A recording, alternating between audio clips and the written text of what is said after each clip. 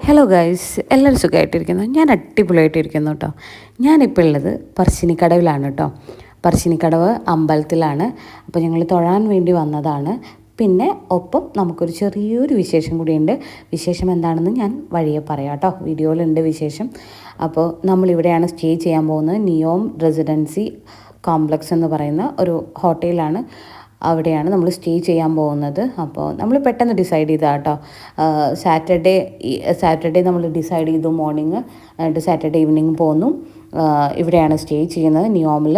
അല്ല, സൺഡേ നമുക്ക് അമ്പലത്തിൽ. ഇതാണ് നമ്മുടെ റൂം. സൺഡേ അമ്പലം മാത്രമല്ല കേട്ടോ, നമുക്ക് വേറെയും കുറച്ച് പരിപാടികളുണ്ട്.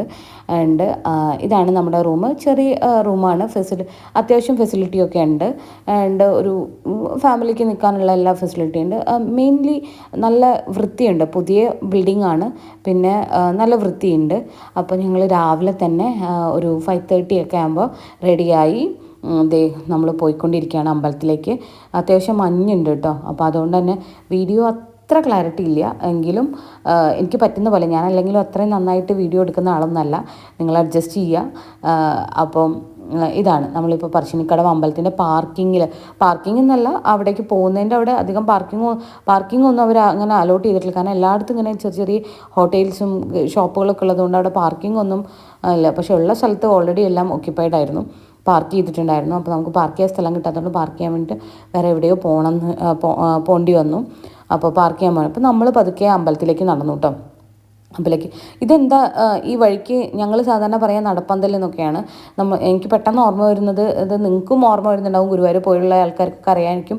ഗുരുവായൂർ അമ്പലത്തിൽ ഇതേപോലെ തന്നെയാണ് എല്ലാം നടക്കുന്ന സ്ഥലങ്ങൾ മുഴുവൻ ഇങ്ങനെയാണ്. പക്ഷേ ഞാൻ അങ്ങനെ ഒന്നും വാങ്ങിക്കാറൊന്നുമില്ല കേട്ടോ. എനിക്ക് അങ്ങനെ അത്രയൊരു വാങ്ങിക്കാനുള്ളൊരു ക്രേസ് ഇല്ല.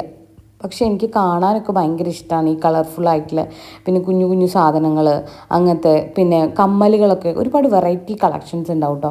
കമ്മലുകളൊക്കെ നിങ്ങൾക്ക് എല്ലാവർക്കും അറിയുന്നുണ്ടായിരിക്കും. അപ്പോൾ എനിക്ക് അതൊക്കെ കാണാൻ ഇഷ്ടമാണ്. പക്ഷെ ഞാൻ വാങ്ങിക്കുന്നത് വളരെ വളരെ കുറവാണ്. കാരണം എനിക്ക് അങ്ങനെ അത്ര വലിയൊരു ക്രേസ് ഇല്ല ഇത് വാങ്ങിക്കാൻ വേണ്ടിയിട്ട്.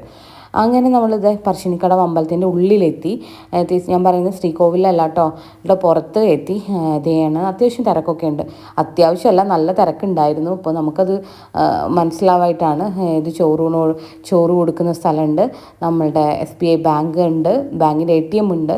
ഇത് ഉള്ളിൽ തന്നെയാണ് കേട്ടോ. പിന്നെ ഞാൻ നേരത്തെ പറഞ്ഞ വിശേഷം ഇതാണ്. ഇത് നമ്മുടെ ധോനിക്കുട്ടീൻ്റെ ചോറൂണാണ് കേട്ടോ. ചോറൂണാണ്. അപ്പം ധോനിക്കുട്ടിയുടെ ചോറൂണിനും കൂടിയാണ് നമ്മൾ എന്ത് ചെയ്തിരിക്കുന്നത്, പറശ്ശിനിക്കടവ് അമ്പലത്തിൽ വന്നിട്ടുള്ളത്. അപ്പോൾ നമുക്ക് നമ്മുടെ ചോറൂണ് നമ്മൾ വെയിറ്റ് ചെയ്യുകയാണ്. നമ്മൾ ഇന്നലെ തന്നെ വന്ന് ടോക്കൺ എടുത്തിരുന്നു. നമുക്ക് ടോക്കൺ കിട്ടിയിട്ടുള്ളത് 50 ആണ് കേട്ടോ. 50 ടോക്കൺ കിട്ടിയിട്ടുള്ളത്.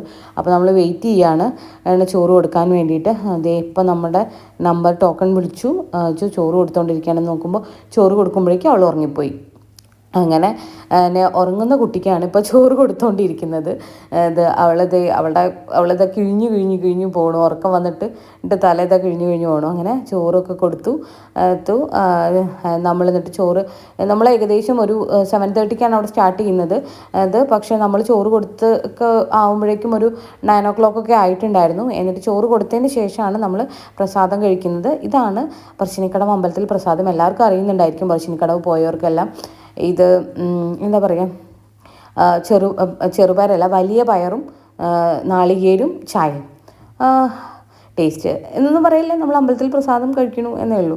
അപ്പോൾ പിന്നെ അതിന് ശേഷം ഞങ്ങൾ പുഴയുടെ അവിടേക്ക് പോയി. ഞങ്ങൾ രാവിലെ വന്നപ്പോൾ പുഴയുടെ അവിടേക്കൊന്നും പോയില്ല. കാരണം തെയ്യം ഞങ്ങൾ ചെല്ലുമ്പോൾ തന്നെ തെയ്യം തുടങ്ങുന്നുണ്ടായിരുന്നു. അപ്പോൾ അങ്ങോട്ട് തെയ്യം കാണാൻ വേണ്ടി പിന്നെ തൊഴാനും വേണ്ടി പോയി. പിന്നെ ആ ഭാഗത്തേക്ക് പോകാനുള്ളൊരു ടൈം കിട്ടിയില്ല. അപ്പോൾ പിന്നെ തൊഴുത് ഇറങ്ങിയപ്പോഴേക്കും വീണ്ടും ചോറൂണായി. അപ്പോൾ നമുക്ക് അങ്ങോട്ട് പോകാം. അപ്പോൾ നമ്മളങ്ങനെ അങ്ങോട്ടേക്ക് പോവാം. പിന്നെ ഒപ്പം ബോട്ടിംഗ് ഉണ്ടല്ലോ അവിടെ. അപ്പോൾ ബോട്ടിങ്ങിനും കൂടി പോകാമെന്ന് വിചാരിച്ചിട്ട് അങ്ങനെ നമ്മളങ്ങനെ പോയി. അവിടെ ബോട്ടിങ്ങിൻ്റെ ടൈം 6:30 അത് അവർ ഓപ്പൺ ചെയ്യുന്നത്. മോർണിംഗ് 6:30, ഈവനിങ് 6:30 ക്ലോസ് ചെയ്യുമെന്നാണ് അവിടെ എഴുതിയിട്ടുള്ളത്. അങ്ങനെ നമ്മൾ ബോട്ടിങ്ങിൻ്റെ അവിടേക്ക് എത്തി. അവിടെ എത്തിയപ്പോഴാണ് നമുക്ക് ഫാമിലി ബോട്ട് അവൈലബിൾ ആണ്. അതുകൊണ്ട് തന്നെ എല്ലാവരും കൂടി പോകുന്ന സാധാരണ ബോട്ടുണ്ടല്ലോ, ഭയങ്കര എന്താ പറയുക, ഈ ഉല്ലാസയാത്ര നടത്തുന്ന ബോട്ടുകൾ. അപ്പോൾ അങ്ങനത്തെ ബോട്ടുകളുണ്ട്. അപ്പോൾ അതിൽ ഒരാൾക്ക് 50 rupees, ഫാമിലി ബോട്ടിന് 500 rupees. അപ്പോൾ ഞങ്ങൾ ആ 50 rupees എടുത്തു. കൂപ്പൺ എടുത്തു. ടിക്കറ്റ് എടുത്തു. ടിക്കറ്റ് എടുത്തതിന് ശേഷം ദേ നമ്മുടെ ബോട്ട് മന്ദാകിനിയായിട്ട് ഇങ്ങനെ ഓളം വെട്ടി ഇങ്ങനെ വരുന്നുണ്ട്. അങ്ങനെ അധികം നേരമൊന്നും വെയിറ്റ് ചെയ്യേണ്ടി വന്നില്ല കേട്ടോ. കുറച്ച് നേരം വെയിറ്റ് ചെയ്തോളൂ. അപ്പോഴേക്കും നമ്മുടെ ബോട്ട് എത്തി. അതുപോലെ മന്ദാകിനിയായിട്ട് ഇങ്ങനെ ബോട്ട് ഇങ്ങനെ പതുക്കെ വെള്ളത്തിൽ കൂടെ ഇങ്ങനെ നമുക്ക് ക്ഷമയില്ലായിരുന്നു. നമ്മളപ്പോൾ തന്നെ ചാടിക്കയറി ബോട്ടിൽ. അത്യാവശ്യം നല്ല ഭംഗിയുണ്ട് കേട്ടോ. നിങ്ങൾക്ക് വീഡിയോ ഞാൻ നന്നായിട്ട് ഫുള്ളായിട്ടുള്ള നാച്ചുറൽ വ്യൂ, അത് എൻ്റെ ഒരു ടേസ്റ്റ് ആട്ടോ. എനിക്ക് എന്താ പറയുക, കുറച്ച് പ്രകൃതിയോടും ഇതിനോടൊക്കെ കുറച്ചൊരു ഓവർ എന്താ പറയുക എക്സെൻട്രിസിറ്റി, എന്താ പറയുക അതിൻ്റെ മലയാളം, ഒരു എന്തോ ഒരു ആക്രാന്തം ഉണ്ട്. അപ്പോൾ അത് ഞാൻ ഇങ്ങനത്തെ വീഡിയോസും കാര്യങ്ങളൊക്കെ കൂടുതലായിട്ട് എടുക്കും കേട്ടോ. ഇങ്ങനെ ഈ ഇല, പൂവ്, കായ, വെള്ളം, അങ്ങനത്തെ അതൊക്കെ എനിക്ക് ഭയങ്കര ഇഷ്ടമാണ്. അപ്പോൾ അതുകൊണ്ടാണ് കേട്ടോ ഞാൻ ഈ വീഡിയോസിലൊക്കെ ഇതിങ്ങനെ കാണിച്ചുകൊണ്ടിരിക്കുന്നത്. ശരിക്കും പറഞ്ഞാൽ നിങ്ങൾക്ക് ഭംഗി തോന്നുന്നില്ലേ ഇത്? സാധാരണ നമ്മൾ കായലിലൊക്കെ വെള്ളം കാണുന്ന സമയത്ത് ഇത് നിറയെ ഇങ്ങനെ ഈ ഒരു കറുപ്പ് കളറല്ല ഉണ്ടാവുക, അല്ലെങ്കിൽ ഒരു വൃത്തികെട്ട ഒരു പച്ച കളറിലുണ്ടാവും. പക്ഷേ ഇതങ്ങനെയല്ല കേട്ടോ. ഇത് ശരിക്കൊരു നീല കളറാണ്. അപ്പോൾ വെള്ളം കാണുമ്പോൾ തന്നെ നമുക്ക് ഭയങ്കരമായിട്ടൊരു ഇഷ്ടം തോന്നും. ഇതാണ് നമ്മൾ ബോട്ടിൻ്റെ ഏകദേശം പറശ്ശിനിക്കടവ് അമ്പലത്തിൻ്റെ നേരെ ഓപ്പോസിറ്റ് നിൽക്കുമ്പോൾ, ബോട്ടിൽ നിൽക്കുമ്പോൾ, വെള്ളത്തിൻ്റെ നടുക്കിൽ നിൽക്കുമ്പോൾ ഉള്ള പറശ്ശിനിക്കടവ് അമ്പലത്തിൻ്റെ ആ ഒരു വ്യൂ ആണ് കേട്ടോ അപ്പോൾ നിങ്ങൾ കാണുന്നത്.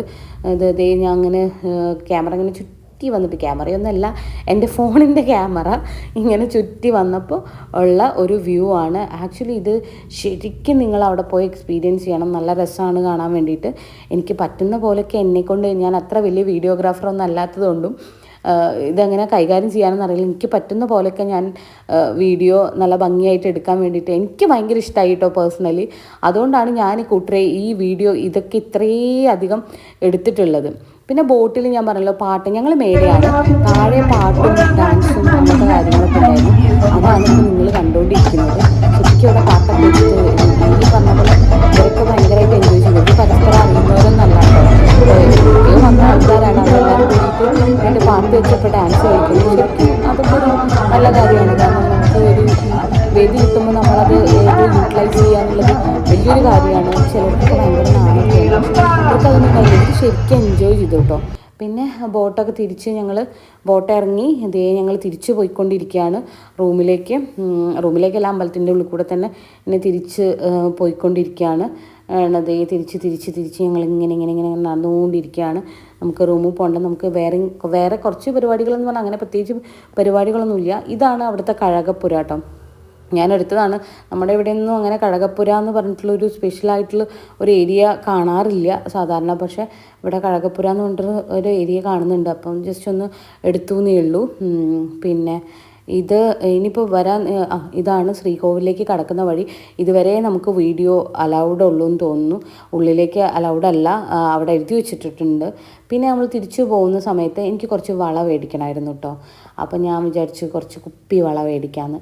അങ്ങനെ വള മേടിക്കാൻ വേണ്ടിയിട്ട് കയറിയതാണ്. അവിടെ നിറയെ വളയെല്ലാം ഉണ്ട് കേട്ടോ.